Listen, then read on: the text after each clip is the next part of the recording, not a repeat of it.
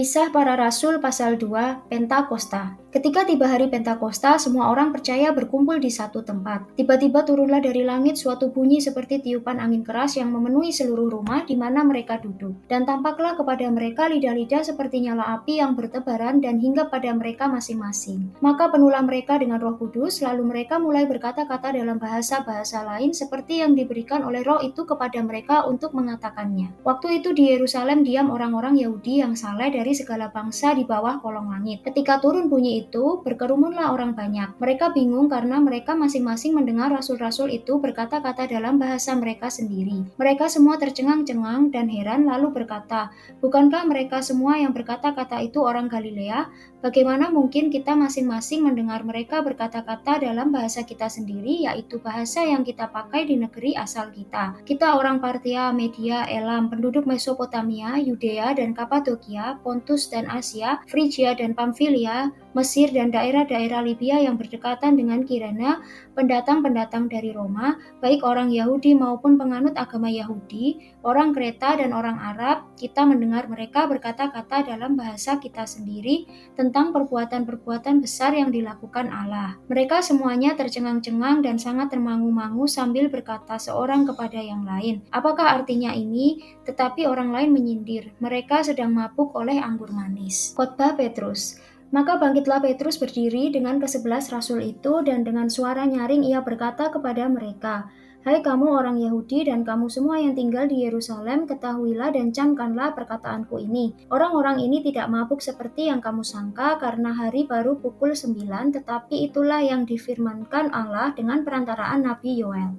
Akan terjadi pada hari-hari terakhir, demikianlah firman Allah, bahwa aku akan mencurahkan rohku ke atas semua manusia, maka anak-anakmu laki-laki dan perempuan akan bernubuat, dan teruna-terunamu akan mendapat penglihatan-penglihatan, dan orang-orangmu yang tua akan mendapat mimpi. Juga ke atas hamba-hambaku laki-laki dan perempuan akan kucurahkan rohku pada hari-hari itu, dan mereka akan bernubuat.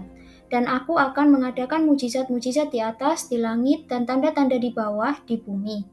Darah dan api dan gumpalan-gumpalan asap. Matahari akan berubah menjadi gelap gulita dan bulan menjadi darah sebelum datangnya hari Tuhan, hari yang besar dan mulia itu. Dan barang siapa yang berseru kepada nama Tuhan akan diselamatkan. Hai orang-orang Israel, dengarlah perkataan ini. Yang aku maksudkan ialah Yesus dari Nazaret, seorang yang telah ditentukan Allah dan yang dinyatakan kepadamu dengan kekuatan-kekuatan dan mujizat-mujizat dan tanda-tanda yang dilakukan oleh Allah dengan perantaraan Dia di tengah-tengah kamu seperti yang kamu tahu.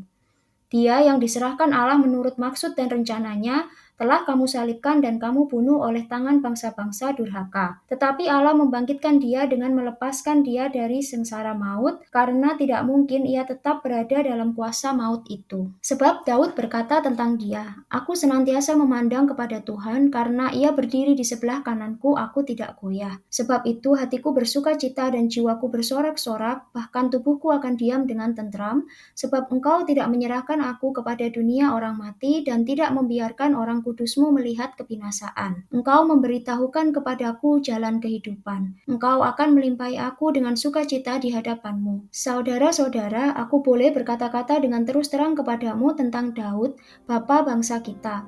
Ia telah mati dan dikubur, dan kuburannya masih ada pada kita sampai hari ini. Tetapi ia adalah seorang nabi dan ia tahu bahwa Allah telah berjanji kepadanya dengan mengangkat sumpah bahwa ia akan mendudukkan seorang dari keturunan Daud sendiri di atas tahtanya. Karena itu ia telah melihat ke depan dan telah berbicara tentang kebangkitan Mesias ketika ia mengatakan bahwa dia tidak ditinggalkan di dalam dunia orang mati dan bahwa dagingnya tidak mengalami kebinasaan. Yesus inilah yang dibangkitkan Allah, dan tentang hal itu kami semua adalah saksi. Dan sesudah ia ditinggikan oleh tangan kanan Allah dan menerima Roh Kudus yang dijanjikan itu, maka dicurahkannya apa yang kamu lihat dan dengar di sini. Sebab bukan Daud yang naik ke sorga, malahan Daud sendiri berkata, "Tuhan telah berfirman kepada Tuanku, duduklah di sebelah kananku sampai kubuat musuh-musuhmu menjadi tumpuan kakimu." Jadi seluruh kaum Israel harus tahu dengan pasti bahwa Allah telah membuat Yesus yang kamu salibkan itu menjadi Tuhan dan Kristus. Ketika mereka mendengar hal itu, hati mereka sangat terharu, Lalu mereka bertanya kepada Petrus dan rasul-rasul yang lain, "Apakah yang harus kami perbuat, saudara-saudara?"